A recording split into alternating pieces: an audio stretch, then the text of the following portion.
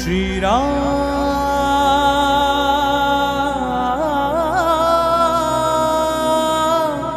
Jai Shri Ram Jai Shri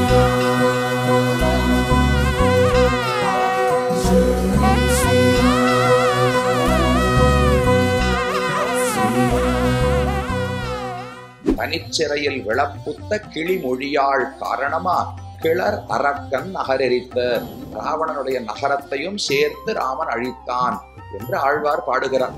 ராமனுடைய திருவுள்ளம் என்ன என்று ஒவ்வொரு இடத்திலும் அறிந்து அதற்கு தகுந்தபடி அனுசரித்து பேசுகிறாளோ இல்லையோ. ராமன் புறப்படும் போது மங்களான் அபிதத்துனுஷி, ராமனுக்கு மங்களாசாசனம் செய்தாள். ராவணன் பல தேவஸ்திரீகளை எல்லாம் சிறைபிடித்து அடைத்து வைத்திருந்தார். அவர்களை விடுவிக்கணும்னால் சீதை அங்கு உள்ளே போக வேண்டும். போனால் தானே ராமன் சண்டைக்கு வந்து ராவணனை கொல்ல முடியும். அதற்கு ஒரு சாக்கு, ஒரு காரணம் வேண்டும் என்பதற்காக சீதை சிறை புகுந்தாள். அப்ப ராவணன் சிறை பிடித்தான் வைத்தான்னு சொல்லக்கூடாது. சீதை தானாக சிறை புகுந்தாள். எதற்கு? அங்கு இருக்கக்கூடிய ஸ்திரீகளை ரட்சிப்பதற்கு. அப்பேற்பட்ட சீதையை தனிச்சிறையில் விளப்புத்த கிளிமொழியாள் காரணமா கிளர் அரக்கன் நகரெரித்த, அந்த சீதையையே காரணமாக வைத்து பெரிய அரக்கன், கிளர் அரக்கன், தீமை செய்வதில் ரொம்ப உற்சாகம் உண்டாம். ஒரு கிளர்ச்சின்னு சொன்னால் ஒரு ஆனந்தம், உற்சாகம்னு அர்த்தமோ இல்லையோ. எதுல உற்சாகம்னால் அதர்மம் செய்வதில் நிறைய உற்சாகம். அது ராவணனுக்கு உண்டு. அந்த ராவணனை பகவான் அழித்தான்.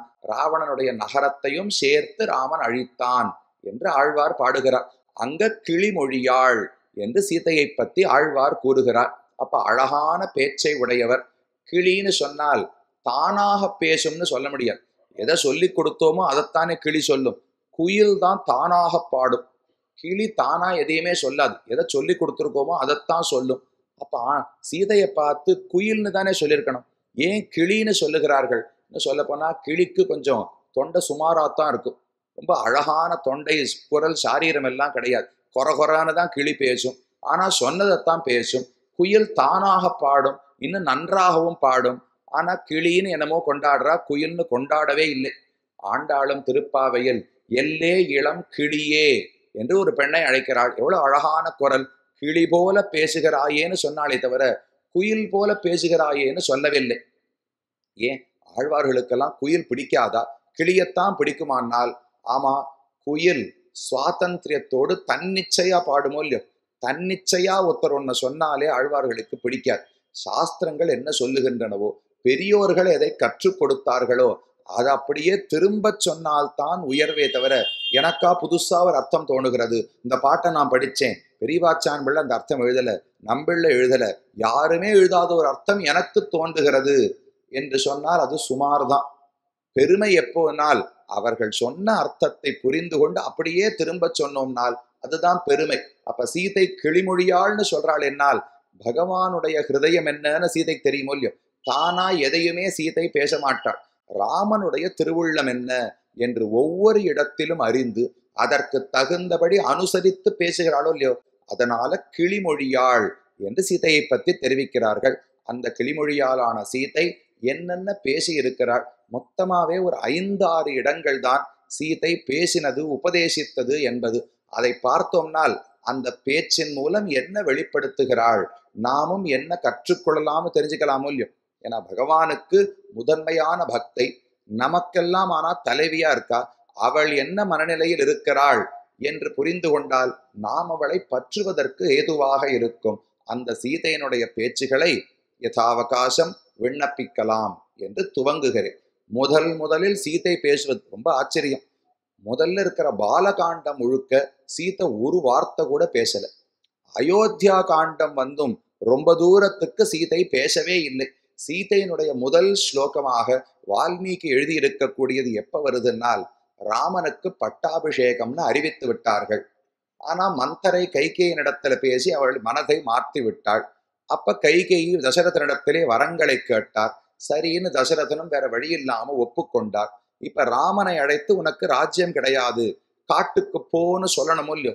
அதற்கு ராமனை அழைத்து வர வேண்டும். அதுக்கு சுமந்திரன் என்கிற தேரோட்டி, அந்த சுமந்திரனைத்தான் கைகேயி அனுப்புகிறாள். அவர் ராமனுடைய அந்தப்புரத்துக்கு வந்து ராமன் சீதை இருவருமாக அமர்ந்திருக்கிறார்கள். அவரிடத்தை வந்து அரசன் அழைத்தான். கைகேயினுடைய பவனத்திலே அரசன் இருக்கிறான், அழைத்தார் என்று சுமந்திரன் சொல்லுகிறார். சரின்னு ராமன் புறப்படுகிறார் இல்லையோ, அப்பதான் முதலில் சீதை பேசுகிறாள். வால்மீகி ராமாயணத்திலே வாசல் வரைக்கும் சீதை கூடவே வந்தாளாம். அந்தப்புரத்திலிருந்து ராமன் புறப்படுகிறார். புறப்படும் போது வாசல் வரைக்கும் வந்து ராமன் சீதைக்கு ஒரு மரியாதை பண்ணாராம். என்னன்னால், பதி சம்மானிதா சீதா பர்த்தாரம் அசிதேக்ஷணா ஆத்வாரம் அனுபவ்ராஜ மங்களான் அபிதத்னுஷி என்று வால்மீகி தானம் தெரிவிக்கிறார். பதி சம்மானிதா, வாசல் வரைக்கும் சீதை வந்தாளோ இல்லையோ, இப்ப ராமன் புறப்பட்டு வெளியே போகிறார். சீதை திரும்ப உள்ள வரணும். அப்ப ராமன் போயிட்டு வர வரைக்கும் சீதைக்கு விரக தாபம், ராமனை விட்டு பிரிந்து துக்கம் இருக்குமோ இல்லையோ, அதனால் தன்னுடைய நினைவாக தான் தோல்ல அணிந்து கொண்டிருந்த மாலையை கழட்டி சீதை தோல்ல போட்டு விட்டு ராமன் புறப்பட்டு வெளியே போனாராம். பதி சம்மானிதா, ராமனாலே சம்மானம் செய்யப்பட்டவள், கௌரவிக்கப்பட்டவளான சீதை ஆத்வாரம் அனுபவ்ராஜ, வாசல் வரைக்கும் ராமனோடு கூட போனாள். ராமன் புறப்படும் போது மங்களான் அபிதத்னுஷி, ராமனுக்கு மங்களாசாசனம் செய்தாள் என்றுதான் வால்மீகி முதலிலே தெரிவிக்கிறார். மேலும் இது போன்ற சிறப்பான நிகழ்ச்சிகளை காண இப்போவே லைக் பண்ணுங்க, ஷேர் பண்ணுங்க, மறக்காம சப்ஸ்கிரைப் பண்ணுங்க.